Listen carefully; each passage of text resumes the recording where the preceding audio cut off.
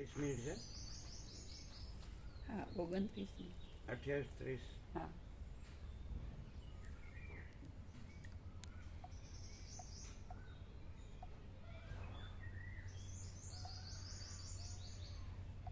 સેવન 37 7 ને 10 ને 7 17 પરમ ચિદાકાશ પરમ જ્યોતિ અખંડ જ્યોતિ. કેટલી મિનિટ થઈ? 28 મિનિટ. 28 કીધું ને.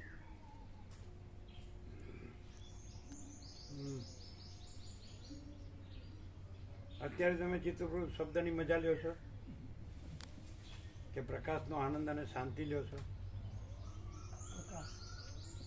તો અનંત પ્રકાશ, અનંત આનંદ, અનંત શાંતિ.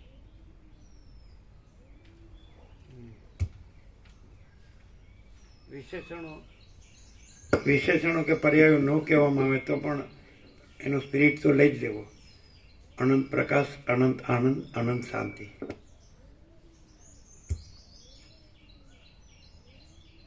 અચ્છા, એને જે ફોર્માલિટીકલ આવતો હોય ઔપચારિક, તો એને ખબર ન પડે કે અહીંયા ટ્રુથ જ છે. તો એને ખરેખર ખબર પડી ક્યારે કહેવાય? આમ મનથી માની લે કે આ બરાબર છે, યોગાસી એ સત્ય છે, ચિદાકાશ એ સત્ય છે, એટલે એની વાત છે, બીજું કાંઈ નથી, એટલે સત્ય છે, એમ એ સમજો કહેવાય. ખરેખર ભાન થયું છે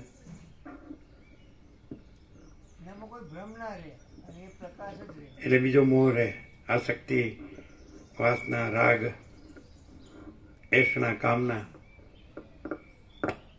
એમ જ બધી ગોઠવણી, એના જ ચક્કર, હું મારું ના, દેહના.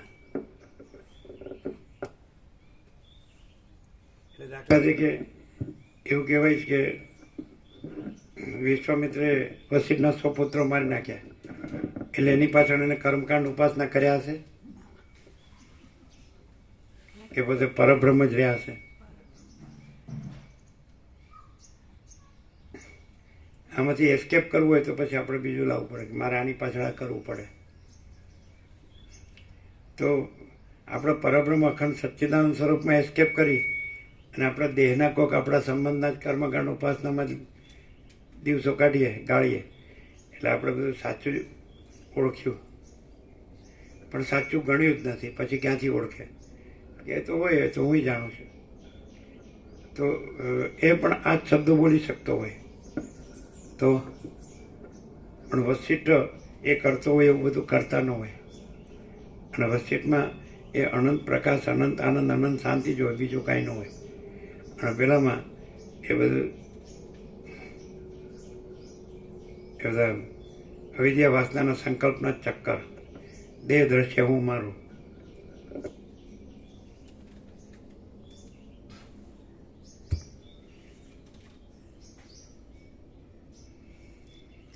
એટલે અને કદાચ કોઈ એમ કે તમે એને ગુરુ માનો, ના, હું તો ક્યારેક જ જાઉં છું.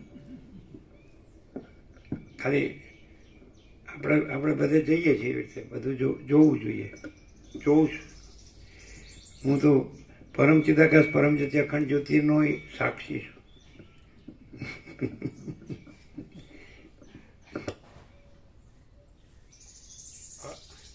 અહમ બ્રહ્માસ્મિ.